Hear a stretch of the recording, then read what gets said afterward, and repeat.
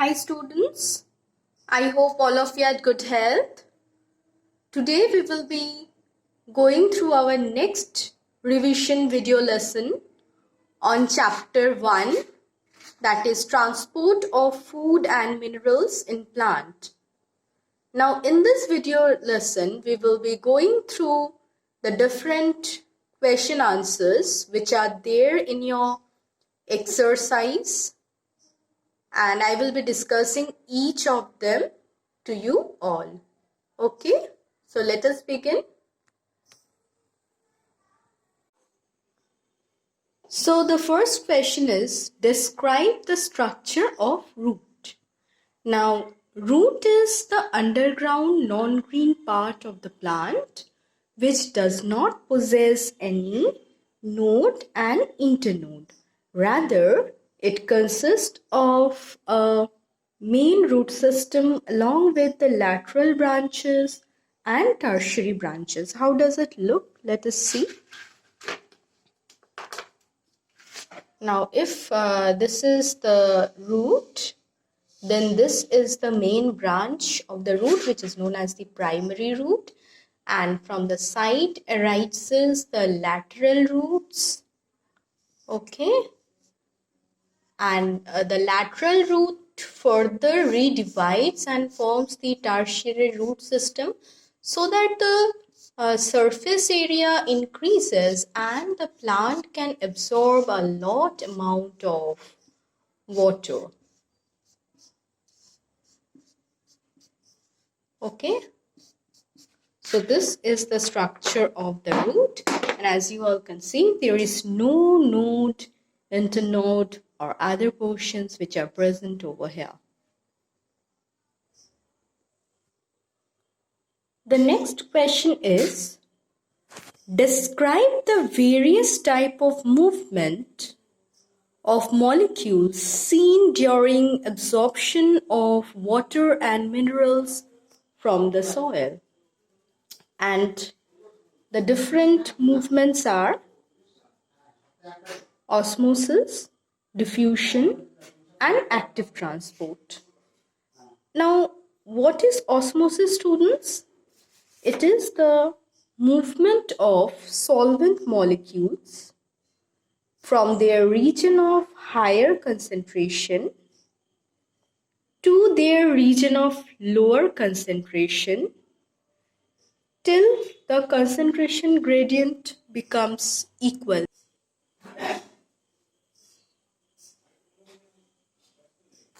So students, remember that osmosis is a process which always takes place across a cell membrane, a living membrane which is selectively permeable or semi-permeable is there. Otherwise, the process of diffusion does not occur.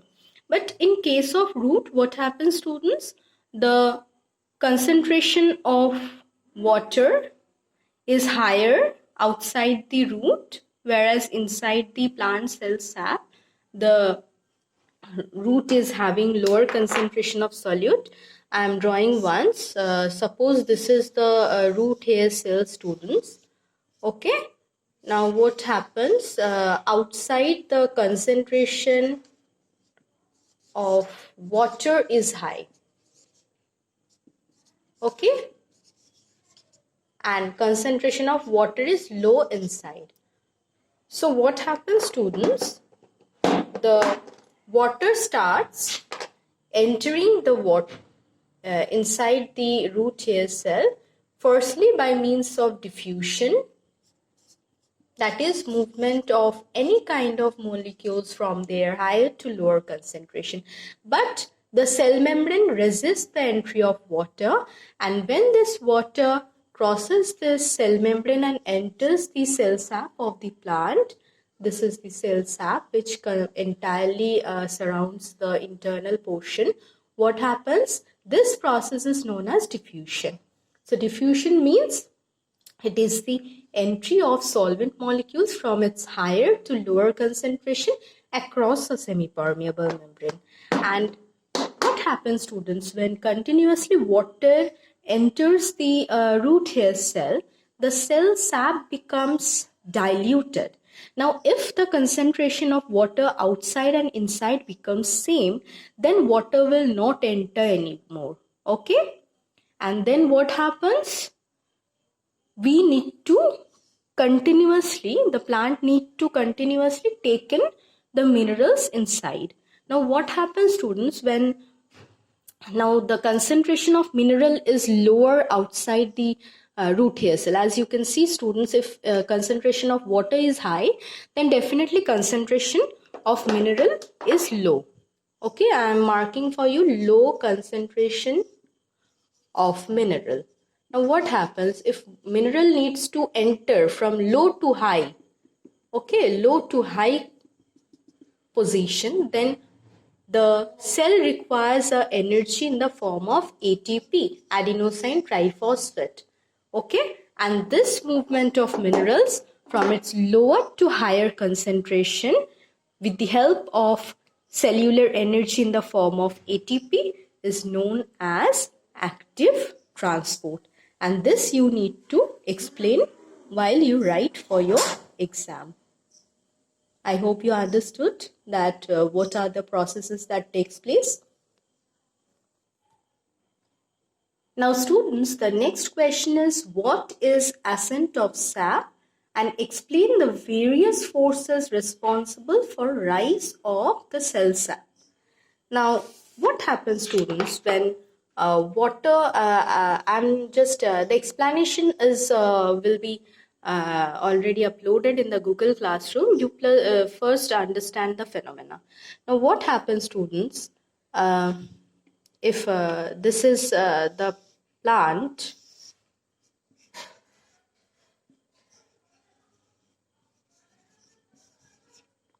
you think about the root system. Okay,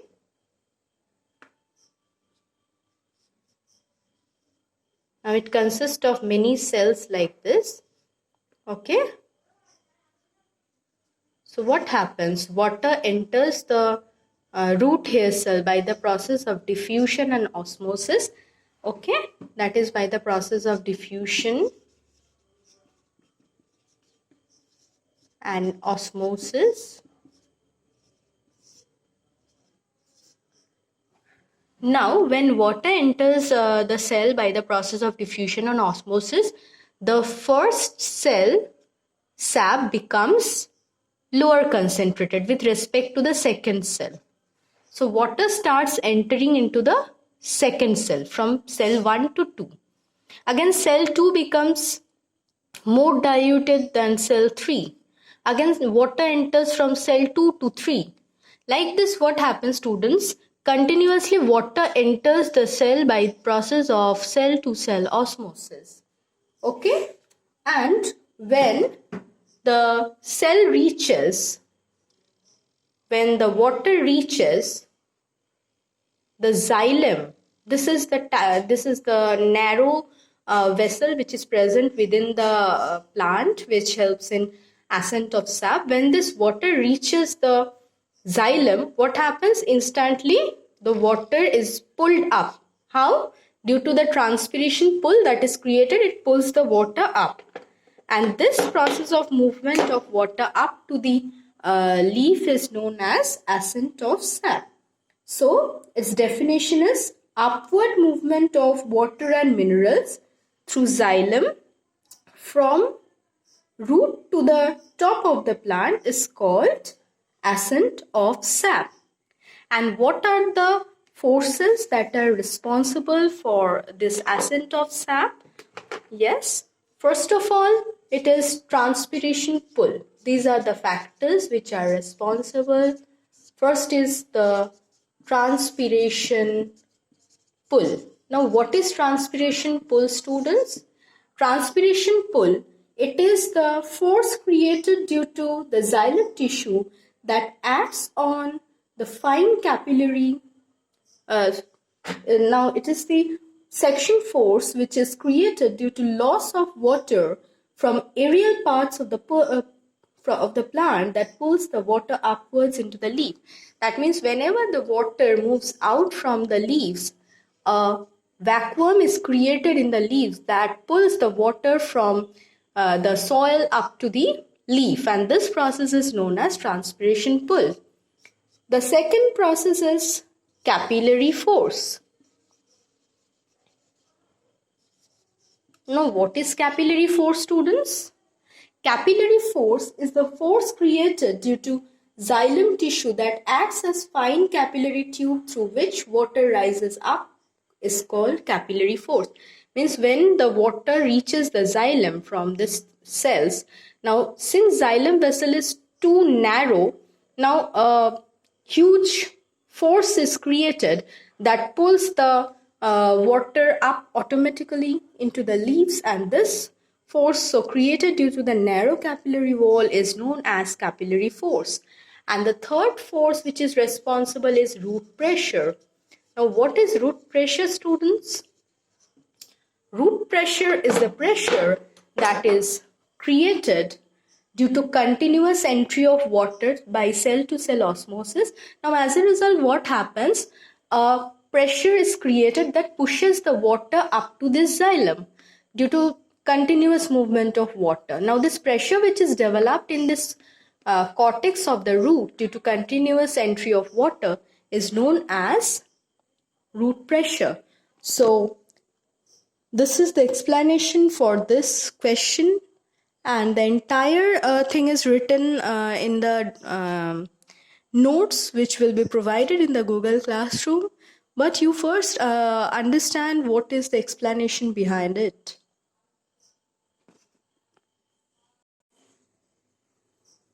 The next is, students, why water is so important for plant. First of all, water is required for photosynthesis.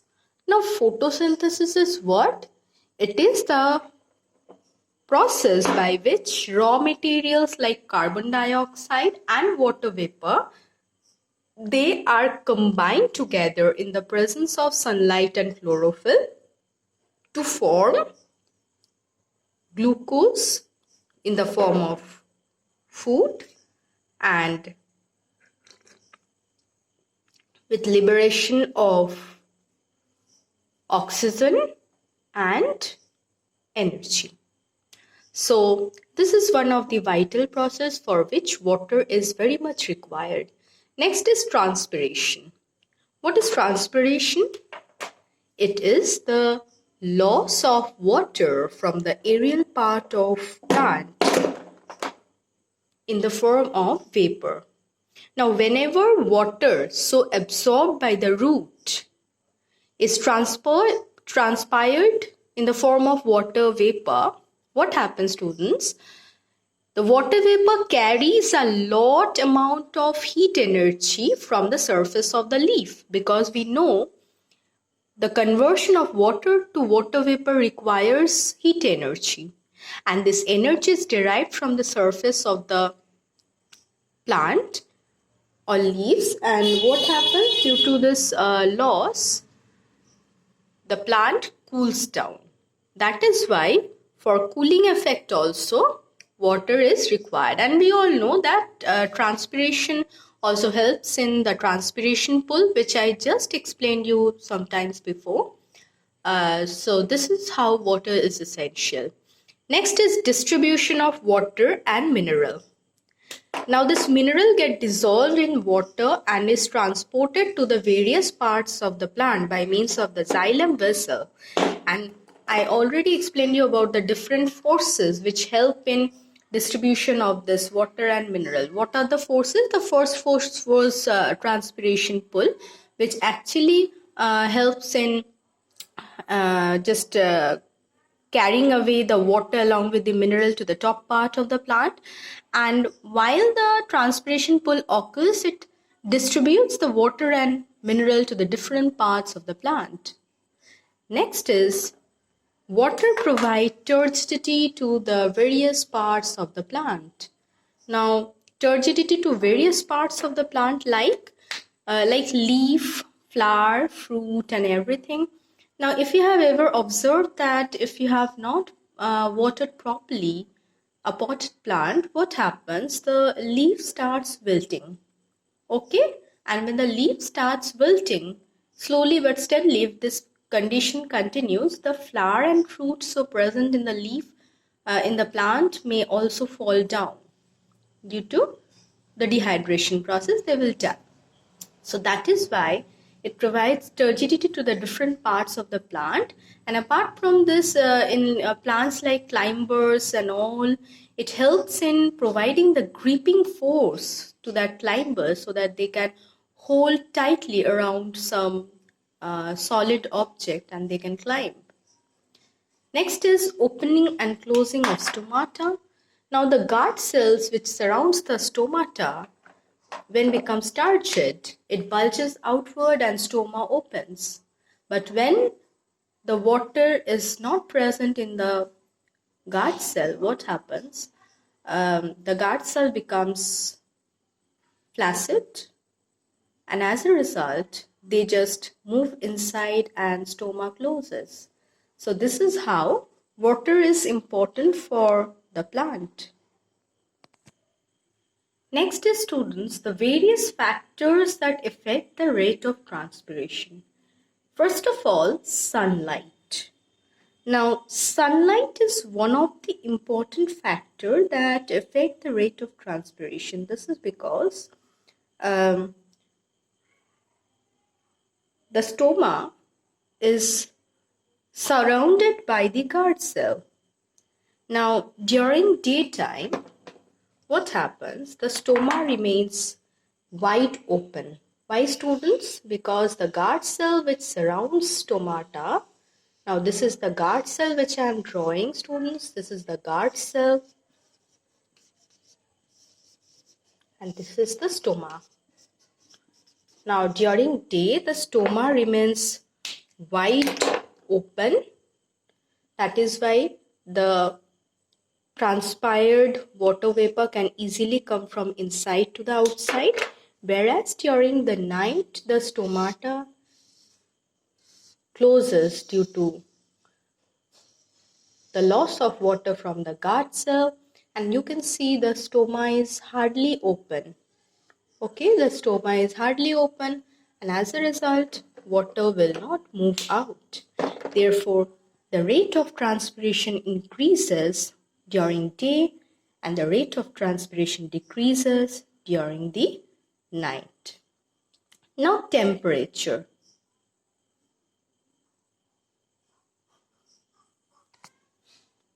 Now, conversion of water to water vapor. Okay, see students, water, which is the liquid state, if I consider the molecular structure, you will see the water molecules which are present, they require heat energy to convert into water vapor. Okay, that is the gaseous state. Now, from this, it is very obvious that if the temperature is higher, then the conversion of water to water vapor will be faster, and if temperature is lower, then conversion of water to water vapor will be lower.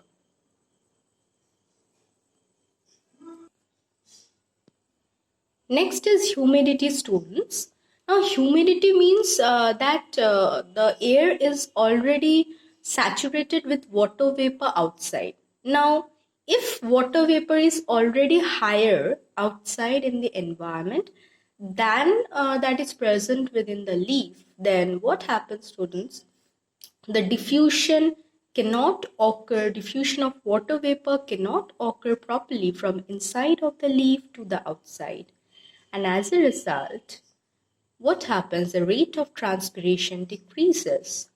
Thus, from here we can conclude that humidity, if it is higher, then transpiration will be lower. And if humidity is lower, then transpiration will be higher. So from here, we can also conclude that during a cloudy day, when humidity is high, transpiration will be less. And if during a windy day, which we can see over here, I've written air movement, windy day, what happens during a windy day? I am drawing the picture for your clarification. suppose this is the leaf which I am drawing. Now, if leaf starts transpiring water vapor outside, and if the air blows the water vapor faster from here to here, okay, it is blowing the water vapor faster. So what will happen? Continuously the water from inside can move outside to take the place of the water vapor which was already liberated. So from here we can conclude that transpiration will be higher during a windy day, where transpiration will be lower on a stagnant day when humidity will be high. So these are the various factors that affect the rate of transpiration. Okay, I hope you have understood this one. Now students, the next question is, why transpiration is a necessary evil? Now the diagram which I have drawn over here, it shows the structure of a stomata. Now this is the guard cell, this is the stoma, and surrounding the epidermal cell. Now we all know that during the daytime, which I have explained you all students, that the stoma remains wide open, okay? And due to this remaining of wide open state, what happens? Continuously the water moves from inside of the cell to the outside of the cell, and it leads to, first of all, cooling effect and transpiration pull. Means it helps in carrying away a lot of heat energy from the leaf surface while conversion from water to water vapor, and as a result the plant cools. And also it helps in transpiration pull. And what is the meaning of that, students? It actually helps in whenever the water will be moving out from the leaves, it will create a vacuum on the aerial parts of the plant, and it will help in creating a suction force that will pull the water from bottom to the top of the leaf. But these are the advantages. That means it's a necessary process that will occur. Definitely it will occur.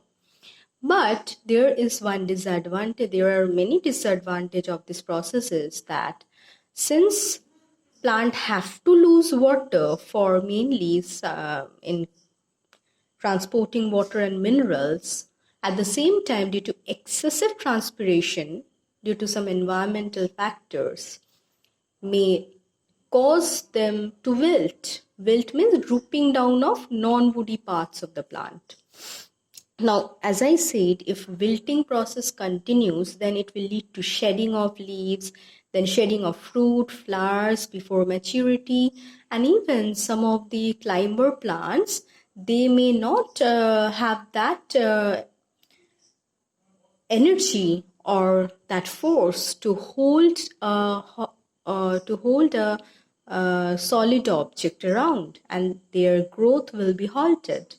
And that is why transpiration is also known as a necessary evil.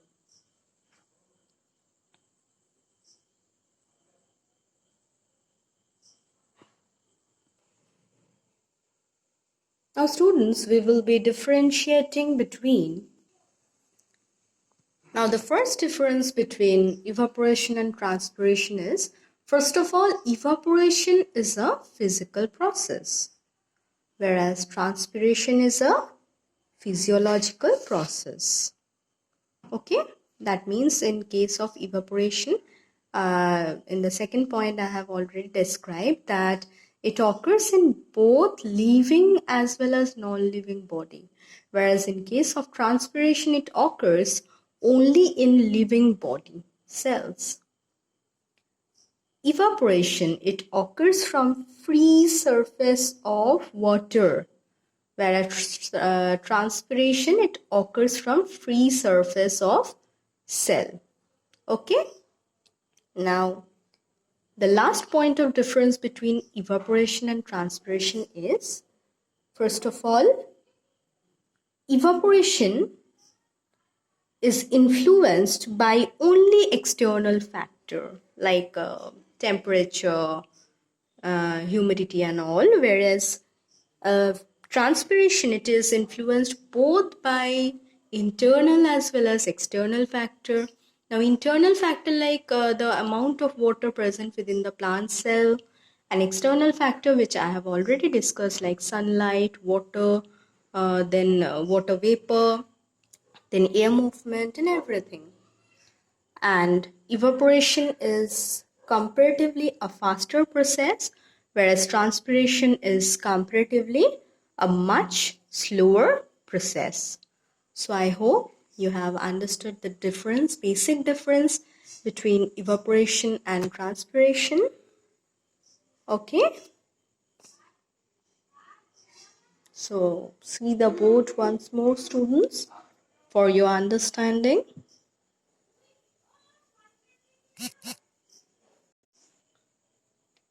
Next is students, the different plant nutrients and their sources. Now I have already told you students that plants require various type of nutrients, okay? And the nutrients which are required in more amount are known as macronutrient, and the nutrients which are required in a smaller amount is known as micronutrient. Now we generally the sources of nutrients for plants, we the first thing comes to our mind is the soil is the only source for plant nutrients. But actually the fact is students that not only soil but air, water, soil, all are one of the important sources for different nutrients in plant. Like from air comes carbon, oxygen and so on. Okay, sometimes nitrogen also comes from air, but I have not written right nitrogen over here because plants directly absorb this carbon and oxygen through stomata from the air. Now carbon is required for making of food and oxygen is required for respiration. Next is water. It is the major source for hydrogen, okay, that helps in formation of food also again during photosynthesis. Next is soil. The different nutrients that come from soil is nitrogen, phosphorus, potassium, iron, magnesium, copper, molybdenum, zinc, potassium, and so on. Okay. So these are the different components that plant required for its healthy survival and maintenance. Okay. Now, if deficiency of one or more of the nutrients occur in plants, it may lead to some of the deficiency diseases like chlorosis, necrosis, then stunted growth, wilting, early falling of the leaves or premature death of the living parts of plant, then delay flowering, then destruction of the new fruits which will grow. Now these are all symptoms which are associated if nutrients are not there for plants. So these are the different sources of nutrients for plants. So I hope students, all of you have understood today's video lesson. Go through the video lesson and do practice the chapter well. And if you are having any doubt or clarification, ask me in our next video lesson. Thank you so much, students. Have a nice day.